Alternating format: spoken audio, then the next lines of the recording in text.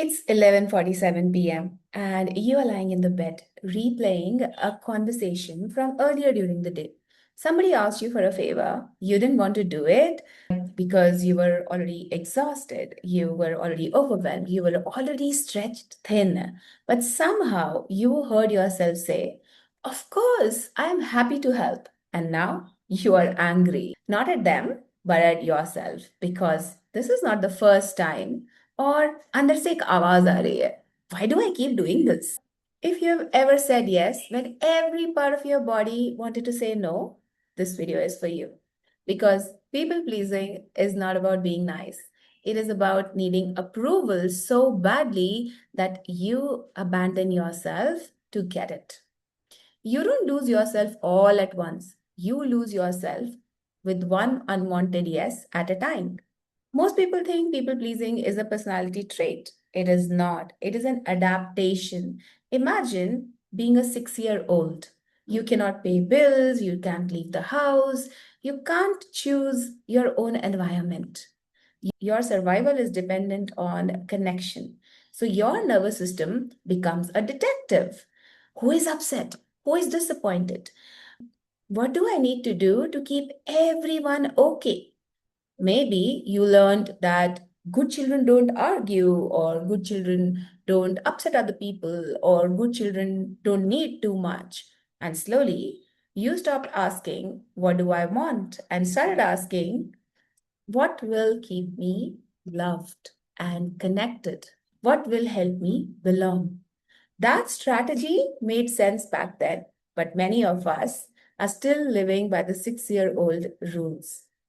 People pleasing is often a child trying to stay connected using the adult language. And the worst part is this quietly destroys you. This is the cruel thing about people pleasing, that it promises acceptance, but it delivers disconnection. You edit your options, you soften your truth, you avoid difficult conversations, you become who everybody else needs.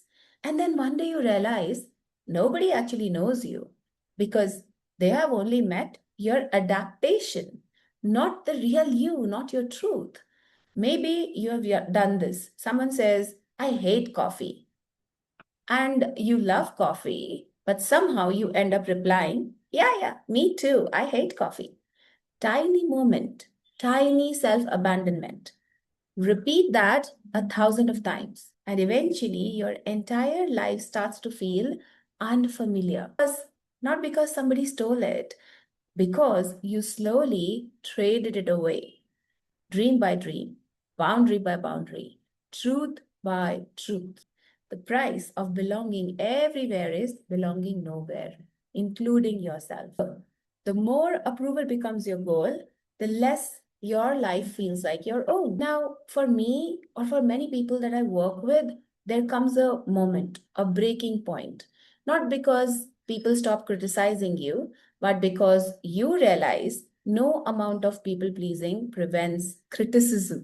Somebody will always misunderstand you, will always judge you, will always be disappointed, how much ever hard you try.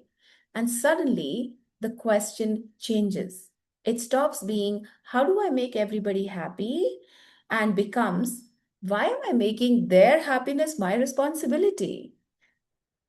That's the turning point. That's where freedom starts. The breakthrough happens when you stop asking, "How do I make them approve?"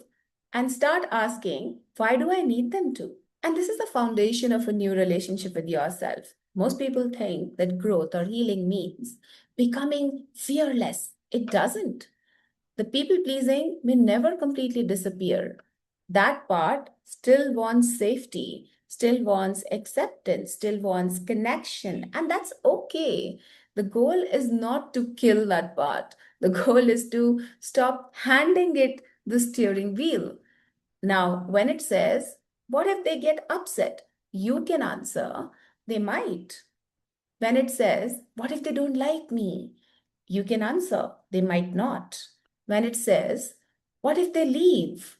you can answer, "Maybe," and still choose what is true because self-respect becomes more important than approval. You don't heal or grow by silencing the scared part. You heal by no longer obeying it. The goal was never confidence. The goal is self-trust. And when you keep doing this, eventually something very beautiful happens. You stop performing, you stop managing everybody else's emotions, you stop apologizing for existing, and you realize that I don't belong to their expectations. I belong to me. My life is not a public approval project.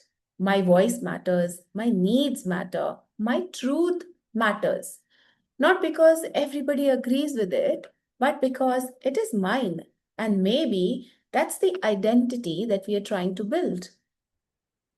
Not, I need everybody to like me, but I respect myself enough to be myself, even when they don't. I belong to me. Your life changes the day self respect becomes more important than the approval. The opposite of people pleasing is not selfishness, it is self belonging. If this hit home, comment I belong to me.